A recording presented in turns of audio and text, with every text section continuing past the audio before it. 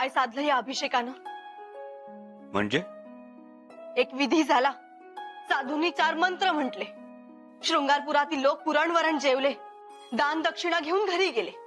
पुढे पुढे काय? आमचंही तेच म्हणणं आहे. अभिषेक करायची काही गरज होती का? केला हा अभिषेक का म्हणजे आपल्या कुटुंबाच्या रयतेच्या सुखासमाधानासाठी. पण लोक म्हणतात की तांत्रिक सिद्धी, स्वातंत्र्य आणि सत्तेसाठी हा अभिषेक केला. येसू सोबत आहात तुम्ही आमच्या. तुम्हीच सांगा, मिळाली आम्हाला तांत्रिक सिद्धी? मिळणारही नाही. पण लोक काहीही बोलतात, म्हणतात तुम्हाला राजा होण्याची खूप घाई आहे. लोक म्हणजे रायगडावरचे मंत्रीच ना? हो, ते तर बोलतच आले आहेत पूर्वीपासून. परमेश्वराने जणू मुभाच दिली ना त्यांना आमच्या विरोधात कुठेही कसंही काहीही बोलण्याची. अहो पण गैरसमज वाढतात ना, तरी आम्ही तुम्हाला नको म्हणत होतो. येसू आम्ही कधी माघार घेत नाही आणि दिलेला शब्द फिरवतही नाही. पण त्रास होतोच ना. बाळाजी पंत आले, अटक करायचं म्हणाले, मग आमचे बाबा आले. तुमच्या अशा वागण्यामुळे तुमच्यावर प्रेम करणारी माणसं अडचणीत येतात. सो आमच्या ध्यानीमनी होतं का हे सगळं? नव्हतं, पण सामोरं तर जावंच लागतं ना. आमचं झालं समाधान, पण लोकांचं काय? लोकांचे गैरसमज कसे दूर करणार तुम्ही? होतील. कधी होतील? आबासाहेब येतील तेव्हा. आता आबासाहेब आले ना की या गैरसमज पसरवणाऱ्यांचे बुरखे टरा टरा फाडणार आहोत आम्ही. आम्ही फक्त वाट बघतोय आबासाहेबांच्या येण्याची. परंतु अग्निदिव्य करणं आलंच ना. आम्हाला नाही आवडत बाई हे असं आबासाहेबांसमोर अपराधीपणाने उभं राहायला. तरी आम्ही सांगत होतो तुम्हाला, नका करू तो अभिषेक. पण नाही. कळेल तुम्हाला, आम्ही बरोबर होतो आणि आहोत. करा, तुम्ही तुमचंच खरं करा.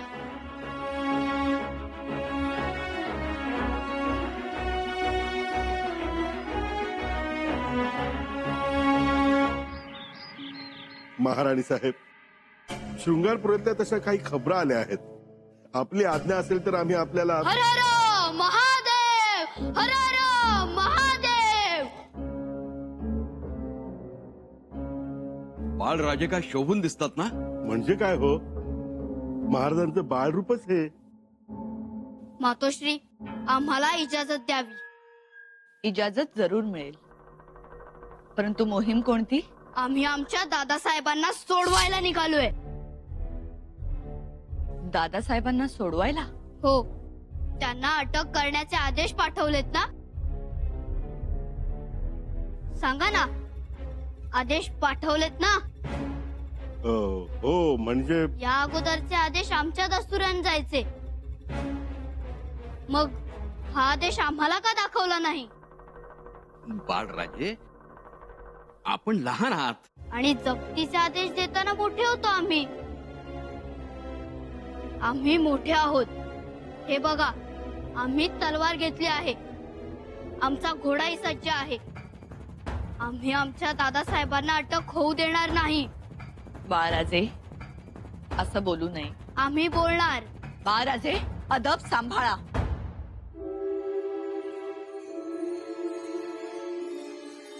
थोरा मोठ्यांसमोर अशी तलवार बाहेर काढू नये.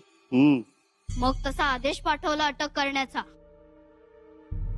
माफी असावी मातोश्री, परंतु यापुढे आपण आदेश देणाऱ्यांना सांगून ठेवा, आम्हाला हे आवडणार नाही. बाळराजे, आम्ही सांगू, पण त्याआधी तुम्ही शांत व्हा. पण आम्ही जाणार तर आहोतच. जरूर नाही बाळराजे, त्यांना अटक झालेली नाही. खरंच? हो, युवराजांना अटक झालेली नाही. हे दादासाहेबांना अटक झाली नाही. राणी साहेब, युवराजांना अटक केलेली नाही. म्हणजे तुम्ही कलशाभिषेक थांबवला तर? नाही राणी साहेब. हो, पण आदेश तर अभिषेक थांबला नाही तर अटक करण्याचा होता ना? अहो, हे तर वशीकरण, चेटूक, भानामती, चिटणीसाला शृंगारपुरात चेटूक करण्यात आलं, असाच यातून अर्थ निघतो. असं काहीही नाहीये. मग कारवाई का केली नाहीत? कारण युवराजांनी दिलेल्या खुलाशावर आमचं समाधान झालं. अहो तुम्हाला झपाटलंय याचा अर्थ. शब्द जपून वापरा अनाजी. आपण महाराजांच्या पवित्र वास्तूत उभे आहोत. राणीसाहेब, युवराजांनी आम्हाला जो खुलासा दिला त्यात आम्हाला काहीही गैर दिसलं नाही. त्यांचा एकही निर्णय चुकलेला नाही. उलट शृंगारपूरच्या सोभ्याला त्यांनी शिस्त लावली. लोक आनंदी आहेत. कलशाभिषेक विधी करतात आपल्या जन्मदात्याच्या विरोधात सत्तेवर बसण्यासाठी. तसं काही नाही राणीसाहेब. हा एक अत्यंत साधा विधी आहे. आपण जशी पूजा करतो, महादेवाला अभिषेक करतो, तसाच हा एक अभिषेक आहे. त्याला दुसरा काहीही अर्थ नाही. याचा अर्थ तुम्ही अजून दबावाखाली आहात तर? कसला दबाव? आम्ही सत्य बोलतो. मग शृंगारपूरच्या रानात आपल्याला तलवारी लावल्या हे कोण सांगणार? पंत, तलवारीच्या धारेखाली उभं राहून निमूटपणे अभिषेक बघत राहिलात. बोला, हे खरं की खोटं? म्हणजे मजल इथवर गेलीये. स्वराज्याच्या चिटणीसांना तलवारी लावल्या जातात.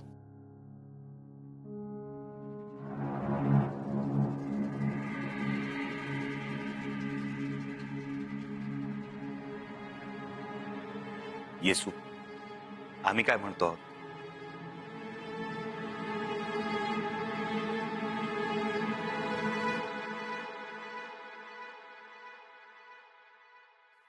नाराज झालात? आमचं म्हणणं तरी ऐकून घ्या ना. ठीक आहे, नका बोलू आमच्याशी, पण आम्ही आमच्या बाळाशी तर बोलू शकतो. बाळा, ऐकताय ना? तुमच्या मातोश्रींना आमच्याशी अबोला धरायचा छंदच जडलाय. पण तुम्ही तरी आमची बाजू समजून घ्याल ना? काय म्हणालात? हो, समजूतदार आहात तुम्ही. पण कसं सांगणार? ठीक, एक गोष्ट सांगतो तुम्हाला. एका राजपुत्राची, एका शापित राजपुत्राची. एका पराक्रमी राजाच्या पोटी राजपुत्र जन्माला आला. राज्याला वारस मिळाला म्हणून प्रजेला खूप आनंद झाला. नियतीच्या मनात काहीतरी वेगळंच होत. लहानच्या राजपुत्राला सोडून त्याची आई देवाघरी गेली. राजपुत्र आईच्या मायेला पारखा झाला. म्हणून त्याच्या आजीनं त्याच्यावर मायेची सावली धरली. आजीच्या मांडीवर आपला राजपुत्र खेळू लागला, वाढू लागला, तिच्या संस्कारात मोठा होऊ लागला.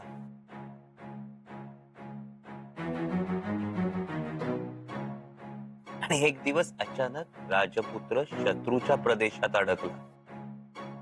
आणि मग वडिलांच्या मुत्सद्देगिरीचा भाग म्हणून पुन्हा पुन्हा अडकत राहिला. आपल्या वडिलांसाठी, त्यांच्या स्वप्नासाठी खूप धावला, खूप पळाला, पण कधी तक्रार केली नाही त्याने.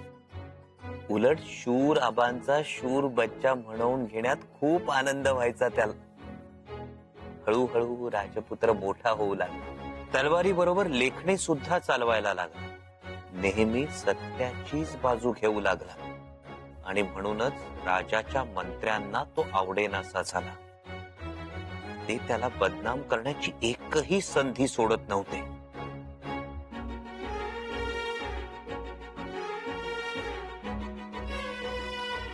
राजपुत्र मात्र चालतच होता. सत्याचा मार्ग कधी सोडत नव्हता. पण कसं असतं बाळा, कधी कधी जवळची माणसं या गोष्टी समजून घेत नाहीत. रुसतात, रागावतात, अबोला धरतात. हे याचा अर्थ काढणं आणि अर्थाचा अनर्थ करणं हे मला बिलकुल आवडत नाही. पण तलवारी लावल्या त्या तुम्हालाच ना, का तेही खोटं होतं? तलवारी लावल्या त्या तुमच्यामुळे. काय?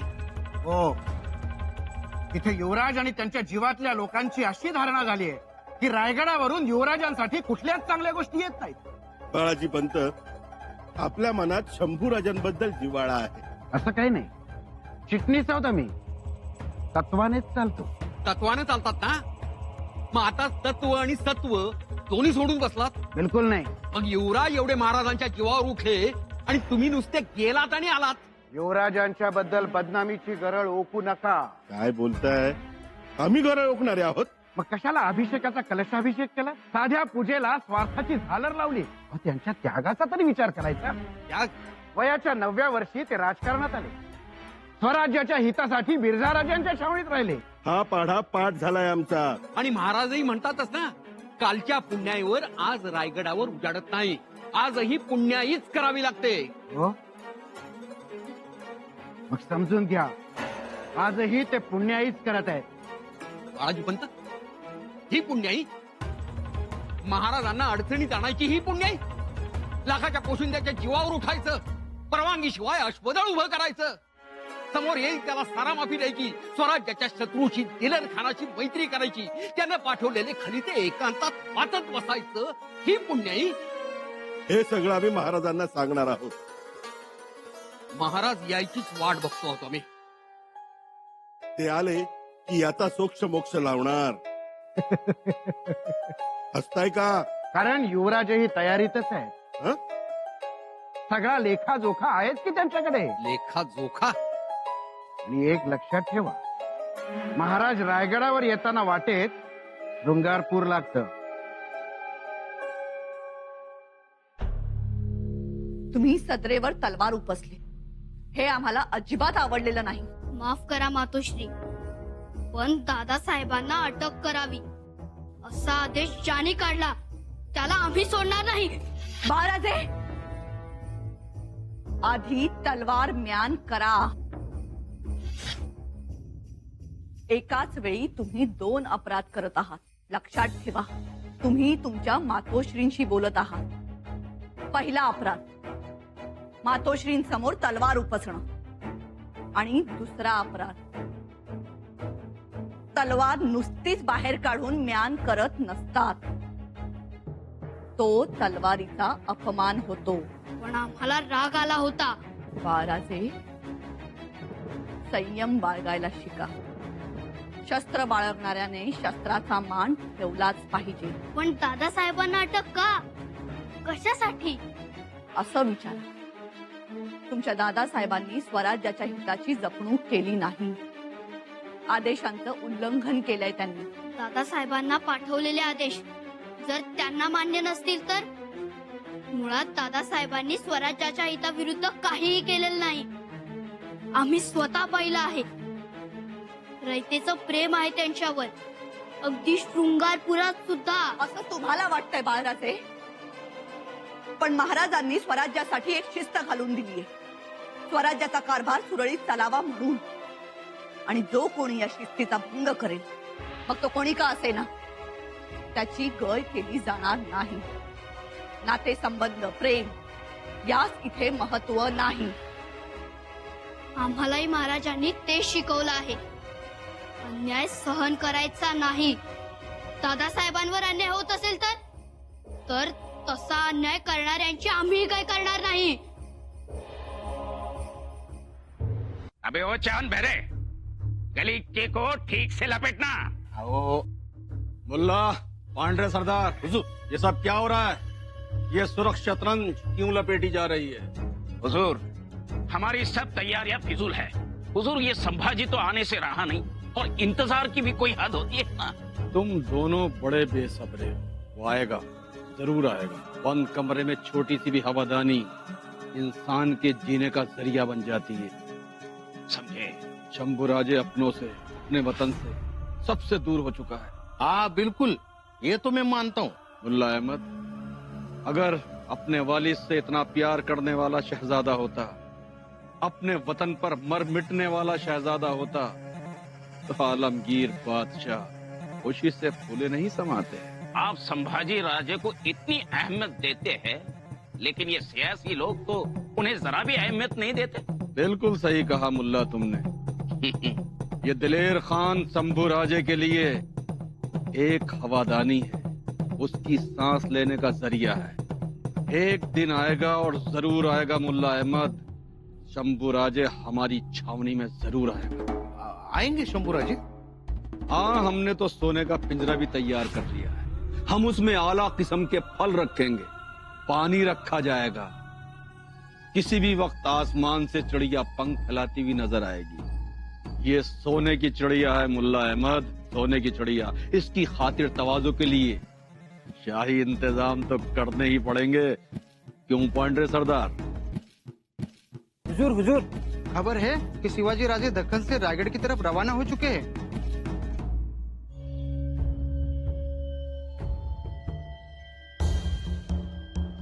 इसका मतलब ये हुआ कि हमारे पास वक्त बहुत कम है।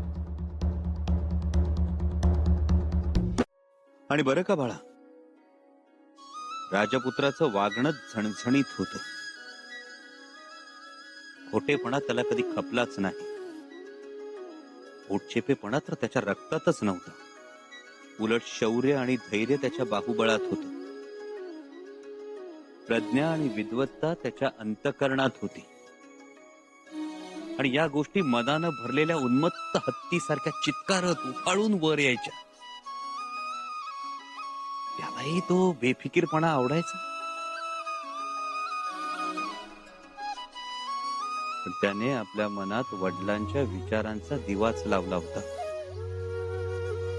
आणि त्या दिव्याच्या प्रकाशात वाट चुकणं शक्यच नव्हतं.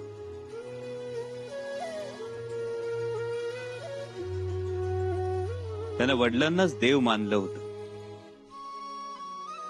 आणि त्या देवाच्या जत्रेत त्याला शिरायचं होतं, चालायचं होतं, फिरायचं होतं, नाचायचं होतं, लेझीम खेळायची होती, मिरवणुकीत बेभान व्हायचं होतं. त्याला पुरतं ठाऊक होतं.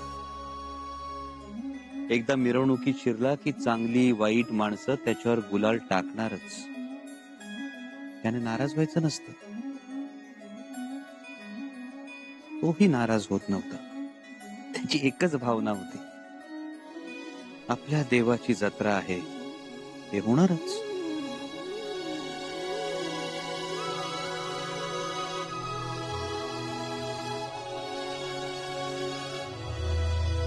राजपुत्र सगळं सहन करत होता. कारण माती झालो तर स्वराज्यातील होईल, दगड झालो तर सह्याद्रीचा होईल, असं मानणारा राजपुत्र होता तो.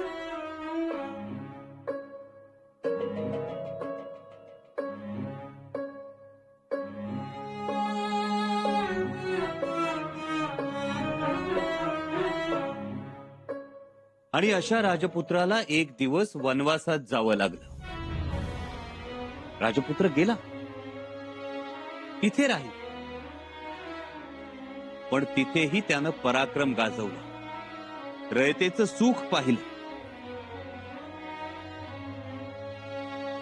आणि त्याच्या विरोधात वारंवार तक्रारीचे खलिते जायला लागले राजाकडे. राजपुत्र डगमगला नाही. राजपुत्र तेव्हाच डगमगला जेव्हा त्याचं आपलं माणूस सारखं सारखं त्याच्यावर रुसू लागलं.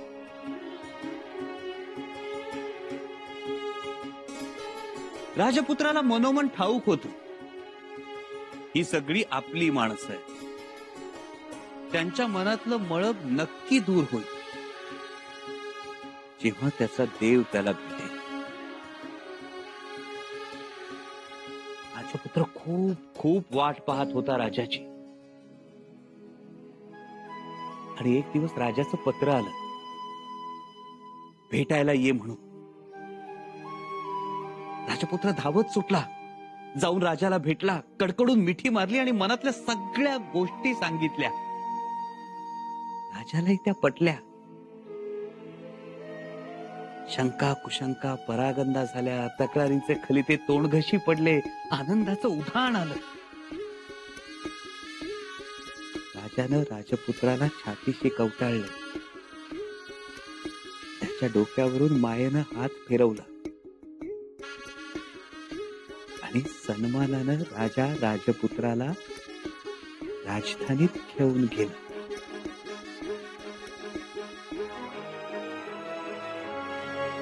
कशी वाटली आमची गोष्ट?